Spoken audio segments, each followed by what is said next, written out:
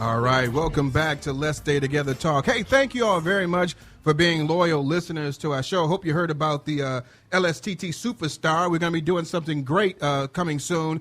We're just asking you now to call and let us know if someone has done some extraordinary things in your life or someone else's life that you want to celebrate. And if you go onto our website at letsstaytogethertalkshow.com, and go on there, you'll see the LSTT Superstar segment, and then put your information in there for that person who's done an extraordinary thing, and then give us the information. We'll contact you, and we'll let you know when we're going to highlight them and call them on the air and let them know that they're going to be the LSTT Superstar of the day. And we already got one for today, and that's Kimberly Ray with her great story that she shared earlier today.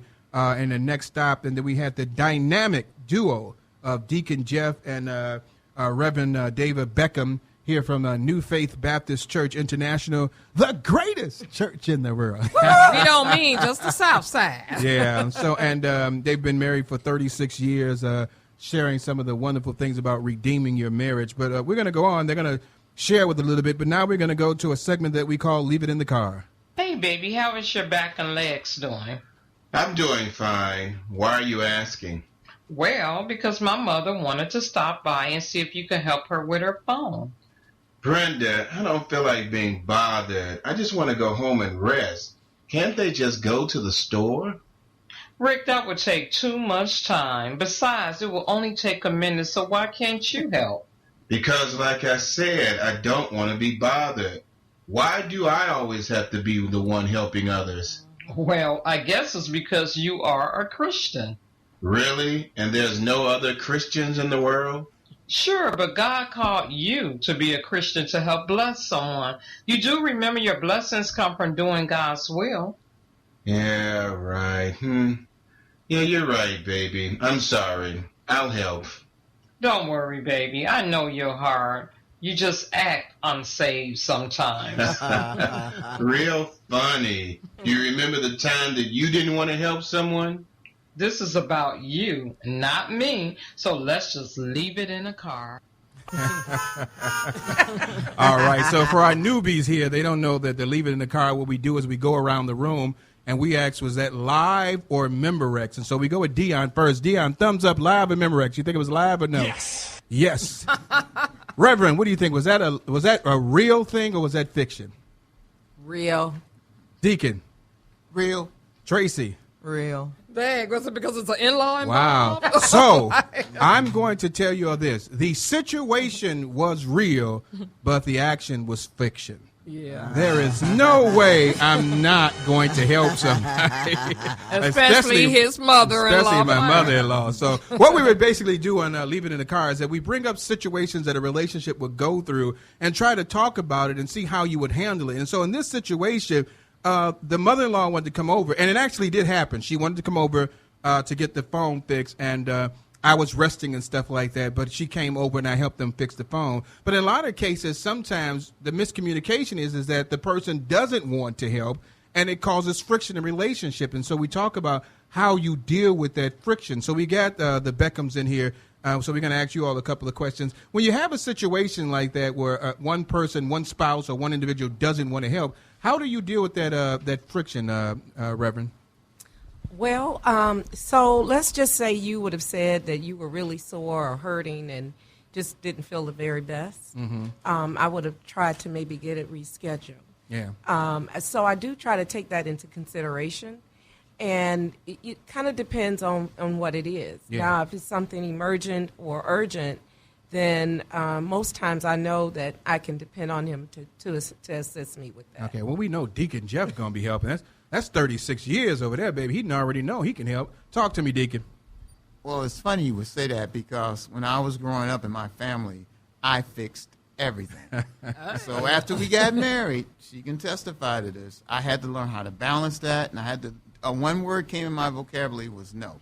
Because after we got married, in 2 years, we had 2 kids. So then that means that we have to, 4 years? Okay. We had two. So anyway, I know I had some kids. yeah, so we had two. So anyway, that means that our time was busy because one was brand new and the other one was walking around like 2 years old, and they both had on diapers at the same time. So that means you only got two arms. You can't change two sets of diapers at the same time. So that means I had to do one, she had to do one. Yeah. And so what happens is in relationships is that you have to set boundaries. And we learned that very early, how to set boundaries with the in-laws so they don't become outlaws. Yeah, we taught the class like that. Tracy, what you got to say about that? I just say try to be considerate of the other person's feelings, and maybe before you make the commitment to say, yeah, Mom, come on over, that you say, do you mind if Mom comes over? And then, like Deacon says, if you have to reschedule, I think you said it right, reschedule, yeah, let's reschedule, to a better, more convenient time for you. No, I agree with, all of that as far as, the rescheduling. And in this scenario, what we're trying to do is basically get people to understand that you have to have some compromise and commitment with each other. There are going to be some times where people are going to come by unannounced, but how you handle that in that relationship is very important. I know for Brenda, this was something unannounced, but I know that her mother needs the help. And so even though it was unannounced, I didn't mind doing it because I know they needed the help. And so even though it may inconvenience me a little, I didn't mind. And so in some cases, as a relationship, we have to be willing to be inconvenienced for the better good, because, that's where you get your blessings, is when you do things for someone when it's not necessarily expected or you don't want to do it and you'll do it anyway. That's when God will see the true Christian in you. But there is sometimes you just got to say no to some people, because some people will push you so much, like my cousin Howard. They will wear you out. They will wear you out. I mean, he wanted to come over to my house and wash his car every week. And I'm like, using our water. No, And so, sometimes you got to say no. Baby, you want to add something before we go on? I agree with everyone. I think that you are one of those men that's very hands-on, Mr. Fix-It, because with seniors dealing with technology, and sometimes me, they don't get how cell phones really work. And it could be the simplest thing, but the way he breaks it down to my mom, she comprehends them better than me telling her. So anyway, Yeah. I thank you for that. Well, I love my mother-in-law. She is one of the sweetest women in the world. I just love her. She can be feisty now. Don't get her feisty. She will be feisty on in a second, but she usually, I'm like, Mama, calm down. Relax, But I love her. And so in that situation, we're just talking about learning how to compromise with a situation, and don't take it out of the car. Don't take it out of content.